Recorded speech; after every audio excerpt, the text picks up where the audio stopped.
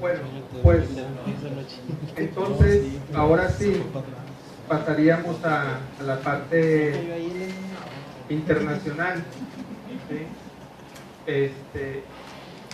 A esta presentación le denominé propuesta de un modelo de análisis de estrategias de colaboración sindical transfronteriza frente a la globalización, deslocalización y el dumping social. Ahorita voy a abundar sobre esos temas. Igual también por ahí ya mandé la coordinación en la liga al trabajo. Está publicado en una revista que se llama Estudios Fronterizos de la Universidad Autónoma de Baja California. El otro trabajo que presenté antes está también publicado en una revista que se llama Región y Sociedad del Colegio de Sonora. Igual y les voy a mandar la liga al correo que me dejen ahí, y la coordinación también se los va a mandar. Y bueno, aquí lo que hago es un recuento primero de los antecedentes de la cooperación sindical transfronteriza, ¿no? Que obviamente no es nuevo. La cooperación sindical transfronteriza como tal pues viene desde el siglo XVIII, tendencia comunista y la Confederación Internacional de Sindicatos Libres. Sin embargo, ahí un poco la cuestión era más ideológica acerca del modelo económico, la unión de los trabajadores como clase, la clase obrera, ¿no? La clase industrial, pero no tanto acerca de condiciones laborales específicas que defender, que apoyar entre los sindicatos de diferentes naciones. Esa es un poco la noción que vamos a revisar ahora. Obviamente todo lo que hemos venido hablando aquí de la flexibilidad laboral, etcétera, ha tenido un impacto sobre las condiciones laborales, pero también la mayor dinámica de globalización existente ahora, y sobre todo la posibilidad de deslocalización de las empresas, es decir, el poder que tiene la empresa de estar cambiándose entre países para buscar pues mayores ganancias, menores salarios, pagar menores salarios, menores condiciones laborales, etcétera, ¿no? Entonces, esta posibilidad de deslocalización de las empresas internacionales o transnacionales, pues deja en desventaja a los trabajadores, porque siempre la amenaza es de que si no accedes a mis condiciones, me voy a otro país. ¿Sí? Esa es siempre la amenaza. Y en ese sentido, pues las sociedades están dispuestas a bajar las condiciones que le ponen a la inversión extranjera y a ceder ante las exigencias de las empresas transnacionales en aras de tener algo de empleos, y muchas veces sacrificando más de lo que reciben, ¿no? Y en la mayoría de las veces sacrificando mucho más de lo que reciben, como en el caso aquí de Kia, por ejemplo, en Nuevo León. Y se da lo que se denomina social dumping o whipsawing, que básicamente el dumping social, que ahora en el Tratado de Libre Comercio, en las discusiones del TLC, se está hablando mucho del dumping salarial, ¿no? Que dice Donald Trump, es que ustedes le pagan muy poco a sus trabajadores y por eso mis empresas se van para allá. Y los canadienses también le han dicho a Peña Nieto, pues es que necesitas mejorar los salarios y las prestaciones de sus trabajadores, por eso las empresas están yendo para allá.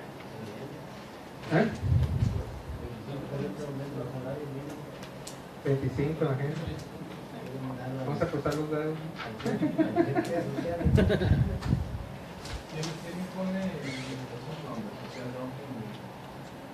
Sí, mira, pues investigadores internacionales que han estudiado estos temas en su idioma, es el nombre que les ponen, ¿verdad?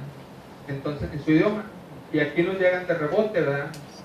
Y el dumping viene de dar por debajo de su costo un bien o servicio, de su costo de producción. Entonces, por ejemplo, cuando acusan a un país de dumping comercial, Por ejemplo, si Estados Unidos acusa a nuestro sector agrícola, productor de tomate, de dumping, que ha habido una demanda de dumping contra el tomate, lo que está tratando de decir es, el gobierno artificialmente le da apoyos al campo y a ese sector para que salga más barato producir tomate, y entonces ¿cómo es posible que puedas exportar tomate a 2 pesos el kilo? ¿Sí? Porque ustedes saben que a veces el tomate está a 2 pesos el kilo, a veces está 30, a veces está baja de acuerdo al mercado. Entonces los agricultores estadounidenses dicen, no, tú lo estás el precio bajando artificialmente para quebrar a mis productores, y una vez que los quiebres vas a subir tus precios, una vez que quiebres mis productores. Entonces a eso se le llama dumping comercial. Entonces es una demanda por dumping en comercio internacional, y entonces esto es nada más un símil con el dumping comercial, pero hacia las condiciones sociales, ¿verdad? Estás ofreciendo menores condiciones sociales para quedarte con un pedazo más grande de la inversión extranjera, ¿sí? A costa de las condiciones laborales. Entonces por dumping social se le denomina el medio de atracción de inversiones de capital sobre la base de bajos salarios. Ese sería como el dumping laboral que se está manejando ahorita como término en el Tratado de Libre Comercio. Peores condiciones laborales y regulaciones débiles. ¿Regulaciones débiles de quién? Del gobierno, ¿verdad? Hacia las empresas que vengan del extranjero. O sea, si tú vienes del extranjero no te cobro predial, si tú vienes del extranjero te pongo el terreno, si tú vienes del extranjero te hago una carretera, te pongo luz, te pongo transformadores, te pongo el sindicato de protección, ya están sindicalizados, exacto, para que no tengan problemas. Le pongo todo, entonces son regulaciones más débiles muchas veces que las nacionales, ¿no? O sea, los nacionales sí les cobran el predial, no les conectan la luz, se pagan los contratos, y a los extranjeros no. Pues eso, a todo eso se le llama dumping social, el atraerlos a como dé lugar, ¿sí? A como dé lugar. Y obviamente eso se refleja en peores condiciones de la sociedad, porque al final, ¿quién va a pagar la carretera que les hiciste, el terreno que les regalaste, los impuestos que vas a dejar de percibir? En el caso de Kia creo que era no pagar predial como por 20 años, no pagar impuesto de nómina como por 20 años. ¿Cuándo te vas a recuperar eso, verdad? Y los trabajos que se iban a crear, pues muchos trabajos realmente pues no se crearon porque viene mucha gente también de Corea, no nada más supervisores y directores generales, sino pues casi hasta el montecarguista. Ni siquiera esos los agarraron de punto. Ahora, para hacer frente a este dumping social, se establece lo que se conoce como cooperación sindical transfronteriza, ¿sí? Que yo lo defino en este artículo que publiqué como una estrategia defensiva planeada, o sea, no se da de manera, digamos, no surge de la nada, no surge de casualidad, sino que tienes que planearla, ¿no? Estrategia defensiva planeada y ejecutada por los trabajadores organizados para reforzar la protección de sus condiciones laborales y evitar la potencial precarización derivada de los procesos de apertura comercial y los movimientos de deslocalización de la inversión extranjera directa. Ahora, ¿cómo opera la cooperación sindical transfronteriza? Formando y haciendo uso de redes de organizaciones de trabajadores y sociales a nivel transnacional para potenciar la defensa de sus intereses mediante recursos tales como financiamiento, asesoría, búsqueda de homologación de condiciones laborales entre los diversos países, protección de derechos sindicales, presión y apoyo públicos entre sindicatos y actores sociales de diversos países que tienen intereses comunes. Está muy largo, pero todo eso es la cooperación sindical transfronteriza, ¿sí? Entonces, es una estrategia para evitar el dumping social, ¿verdad? Entre sindicatos de diversos países, de diversas regiones, muchas veces del mismo sector, otras veces de diferentes sectores, ¿sí? Muchas veces sindicatos de la misma empresa, pero que tiene operaciones en muchos países, etcétera. Bueno, este es un ejemplo de un exceso de precarización del trabajo, ¿no? Ustedes recordarán el derrumbe que hubo en el 2013, digo, y también hubo en el terremoto de la Ciudad de México ahora. Esto es el edificio de Rana Plaza en Bangladesh, donde colapsaron sin terremoto de por medio, o sea, nada más porque estaba mal construida el edificio y estaba, digamos que, salud, con malas condiciones estructurales. Colapsaron 8 plantas en las que operaban, vulnerando las más elementales normas de seguridad, 5 fábricas textiles y varios talleres auxiliares en un solo edificio, trabajando en régimen de subcontratación para 28 grandes multinacionales de la moda, lo que provocó la muerte de 1.138 personas, dejando heridas a 2.437, la mayoría mujeres del ramo textil, e incluso niñas, junto a las que aparecieron entre los escombros etiquetas de las marcas de ropa más reconocidas del mundo. Es lo que se le llama ahorita como moda rápida, ¿verdad? En el argot de la industria textil, ¿no? O sea, la única posibilidad de que tú puedas ir a una tienda, a un centro comercial, aquí en Monterrey o en otra ciudad, y que alguien pueda comprar una camisa a 150 pesos, ¿sí? La única manera de adquirir una camisa a 150 pesos es que tengas a la gente trabajando en esas condiciones, no hay más, ¿sí? No hay más.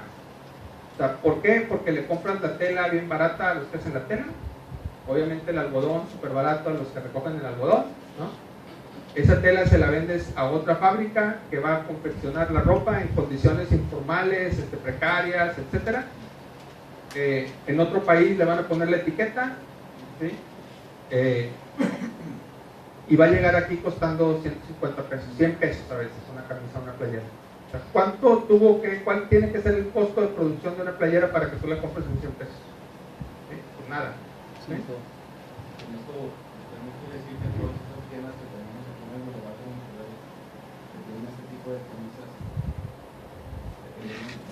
Habría que investigar, habría que investigar toda la cadena de valor, ¿verdad? Habría que investigar, a ver, esta camisa o ese saco, ¿dónde lo hacen? ¿Sí? ¿Dónde lo hicieron? Si ustedes ven las etiquetas de su ropa, pues fácilmente se van a dar cuenta dónde fue hecha su ropa, ¿verdad? No voy a hacer un show, pero si veo aquí, hecho en Camboya. Culpable. ¿No? Hecho en Camboya. Entonces, para que un saco llegue desde Camboya a lo que costó este saco, que no es caro, ¿sí? Pudo haber sido. Entonces la cuestión es que te tienes que ir a investigar hacia atrás, es decir, a ver, ¿dónde se confeccionó? ¿Sí? ¿Dónde está el taller? Y obviamente muy poca gente se preocupa de eso, ¿verdad? Pero todo este tipo de movimientos que han apoyado la industria textil están encaminados a averiguar dónde se está haciendo cada uno de los productos, los tenis, los radios, las computadoras, y ver las condiciones en las que están esos trabajadores. El objetivo, propiamente dicho, de la investigación es analizar experiencias modernas, o sea, no de esos siglos que les mostré, sino modernas, de cooperación sindical transfronteriza, utilizando para ello un modelo teórico que diseñé para eso. Esto lo preparé para un congreso que hicimos en el Colegio de la Frontera Norte, que estudia fronteras, en la cuestión sindical, o sea, qué estaban haciendo los sindicatos actualmente en otras partes del mundo. Este es el marco teórico, de hecho aquí está también Bentuzán y Mildelsdorf, son los del artículo que usted trae ahí, y muchos otros autores, ¿no? Que no me voy a detener en la parte del marco teórico, que eso lo pueden ustedes checar en el artículo. Ahora, lo que les decía, algunas personas, algunos autores dicen que todo este movimiento internacional de transnacionales tiene impactos sobre la clase trabajadora que se pueden derivar en dos posibilidades: que los sindicatos quedan impotentes ante el poder de las multinacionales para proteger sus derechos, que esta erosión de las barreras nacionales, o sea, esta posibilidad de movimiento y de cooperación y las tecnologías de la información, etcétera, permite a los trabajadores hacer conexiones a través de los territorios. O sea, sí, la empresa viene y va, pero yo también puedo ir y venir, hacer conexiones y organizarme, ¿verdad? O sea, esas son dos posibilidades de ver las cosas, ¿verdad? Muchas veces nos quedamos aquí, porque no, pues si no la empresa se va. Bueno, a ver, ¿a dónde se va? ¿Sí? ¿Dónde más opera esa empresa? Voy a investigar. Por ejemplo, los que han investigado el caso de Kia dicen que Kia generalmente va a un país, le dan todas las condiciones laborales, ¿sí? Está 15, 20 años, y cuando tienen que empezar ahora sí a pagar impuestos, se va a otro país. Pues son como langostas, andan sacando todo lo que puedan de cada uno de los países, nada más. Pero si no lo investigas, pues no te das cuenta de eso, ¿no? La gente bueno, los sindicalistas que apoyan la cooperación transfronteriza dicen que es muy importante el sindicalismo desde abajo, o sea, no tanto el sindicalismo internacional que venga impuesto desde arriba, sino que sea un sindicalismo que haga ligas por la cercanía, por su sector, por la cercanía con el sindicato que tiene en la frontera de enfrente, ¿sí? Para lo cual tendría que alejarse, digamos, del esquema de competencia y de protección que se tiene actualmente, y que, por ejemplo, ahorita en el caso de Donald Trump, pues ha exacerbado estos afanes proteccionistas de los países y también los afanes proteccionistas de los mismos sindicatos, ¿verdad? En una época en la que ya estaban colaborando, ahora otra vez están como peleándose, ¿no? Que ese era lo anterior a todo su movimiento. Otras visiones te hablan acerca de que las instituciones de gobernanza global, como todos estos órganos supranacionales de comercio, la Unión Europea, NAFTA, el UNASUR, en Latinoamérica, en América del Sur, ayudan realmente y crean oportunidades políticas para que se creen estos movimientos sociales transnacionales, ¿sí? Y entonces, en lugar de quejarse de la globalización, lo que plantean algunos autores es una acción sindical en la globalización. O sea, decir, bueno, ya no vamos a evitar la globalización, entonces lo que tenemos que cuestionarnos es cómo funciona el sindicalismo y cómo puede ser funcional en la globalización y con la globalización, ¿no? Esas serán las maneras de ver el sindicalismo. Algo que les mencionaba ahorita con el ejemplo de la ropa era la cuestión de las cadenas mundiales de valor, ¿sí? O sea, por ejemplo, una computadora como esta fue y vino a diversos países como 15 veces, ¿sí? Todo un microprocesador estaba en un país, la tarjeta estaba en otro, la memoria estaba en otro, la pantalla estaba en otro, ¿no? Entonces, lo que tienes que ver es toda la cadena mundial de valor de un bien, para ver cuáles son los trabajadores con los que debes de colaborar, ¿sí? Y esta manera de ver las cosas te hace pensar realmente en una solidaridad internacional. O sea, no nada más con la persona que tú ves que te vende la computadora, o que tú ves que te vende una ropa, o que tú ves que te vende cualquier bien, sino con todos los que están detrás de que esa venta se pudiera dar, ¿verdad? El vendedor, digamos, es nada más la etapa final.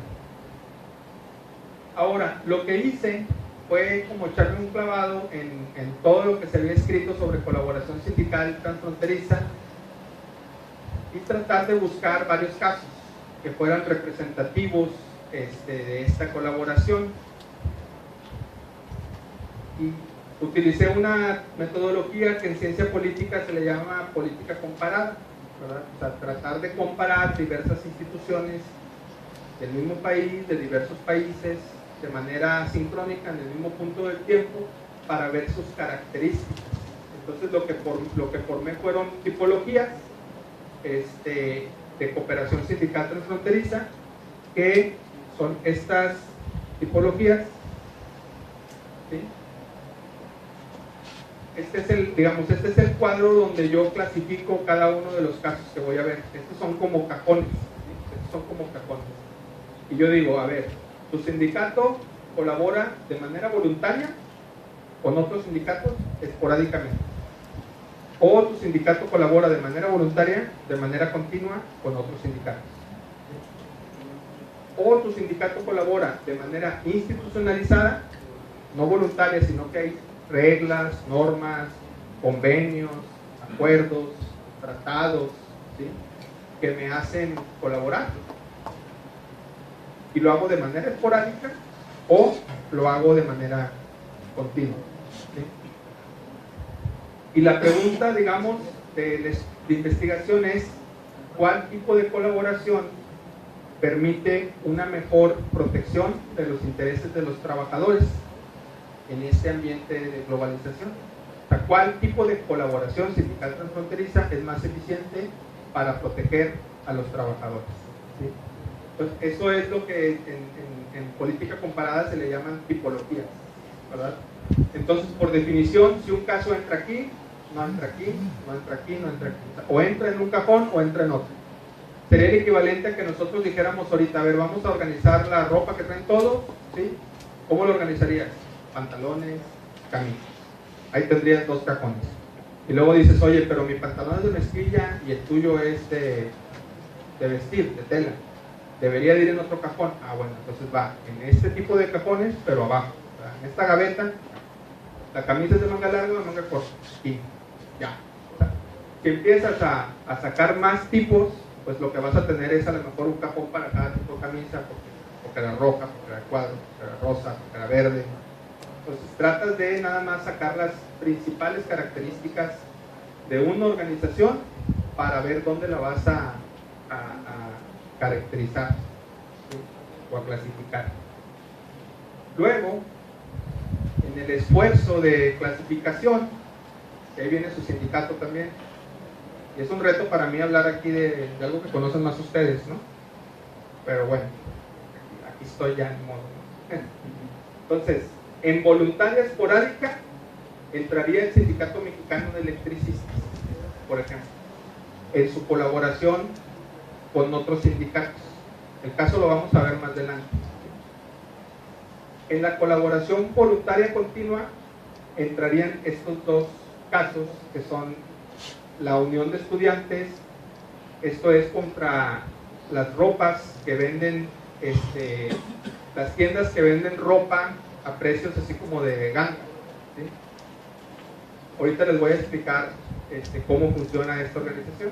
La Red de Solidaridad de la Maquila entrarían en voluntaria continua.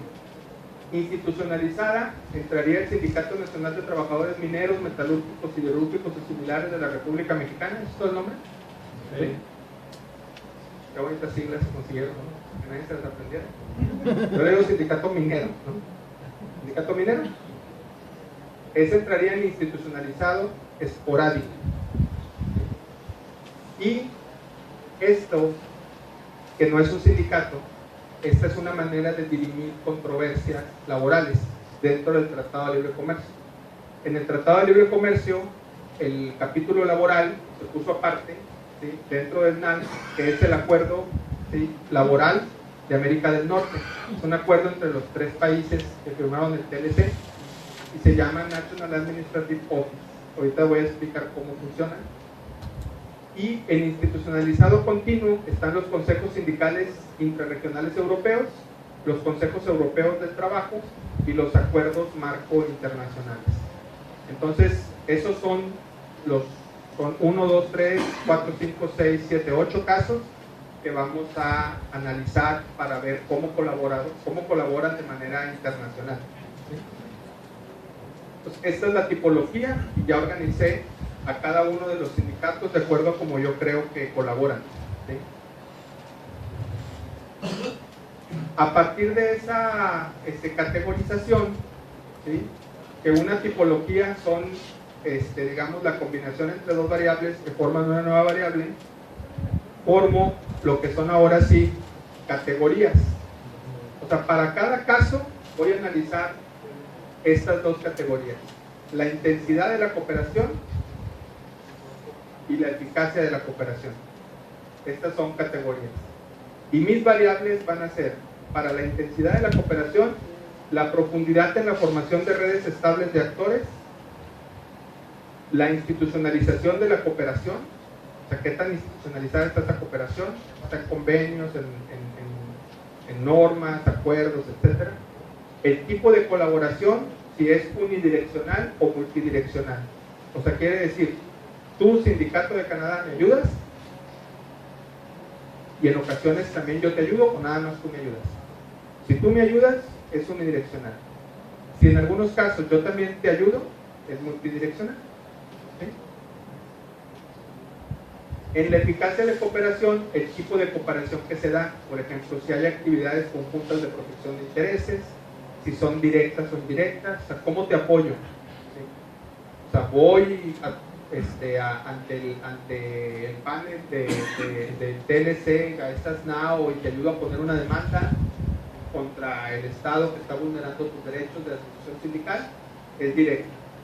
Salgo y doy una comunicación en una entrevista, o hago una marcha en mi país, o voy frente a tu embajada y protesto, es indirecto.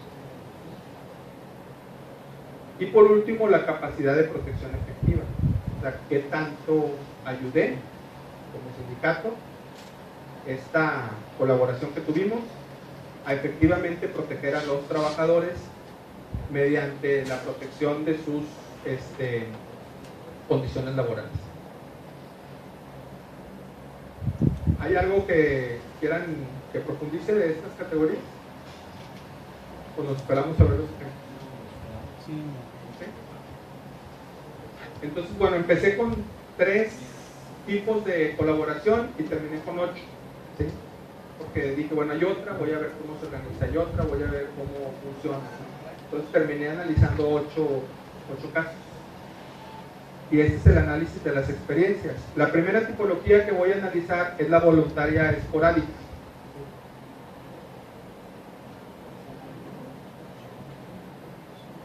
¿Sabes que hubo un reacomodo en la presentación? ¿Es que esta es una versión anterior?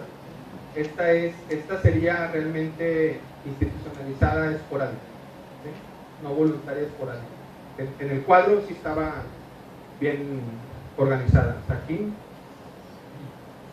aquí está como institucionalizada esporádica, ¿verdad?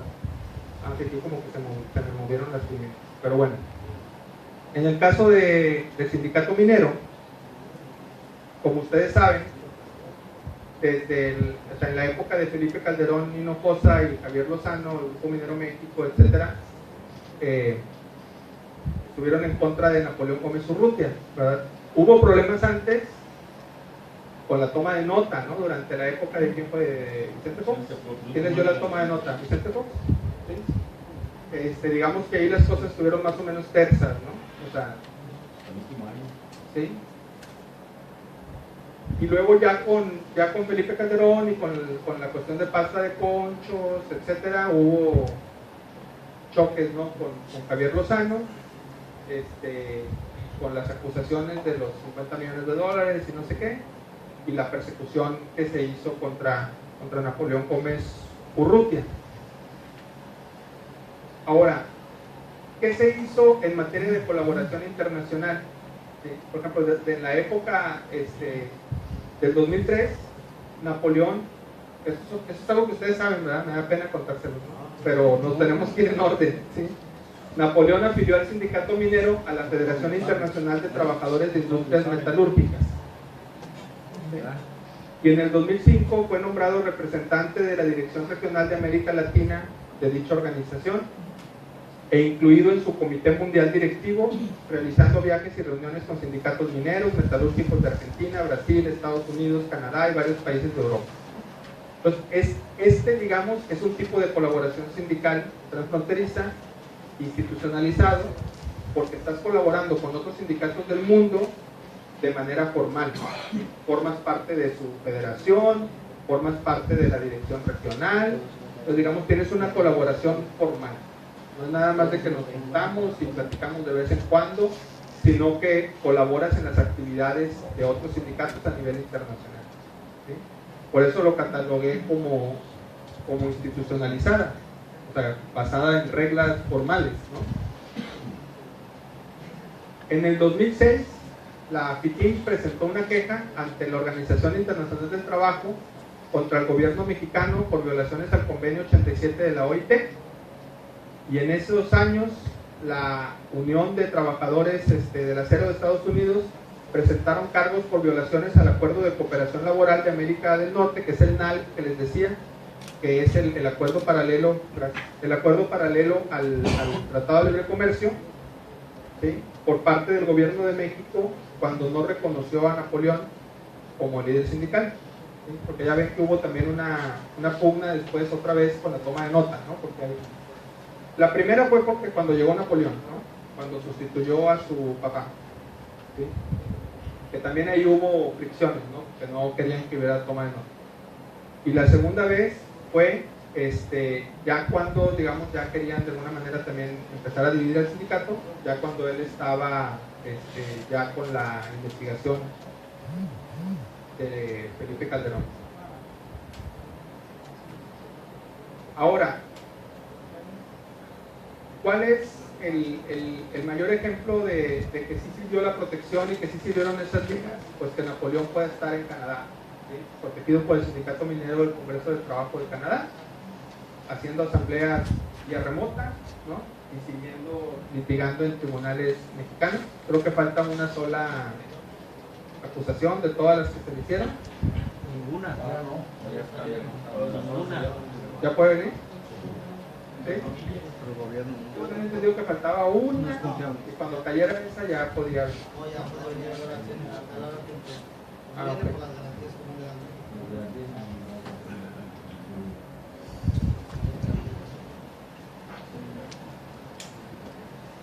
Y esa última fue cuando ya se cayó. 2014.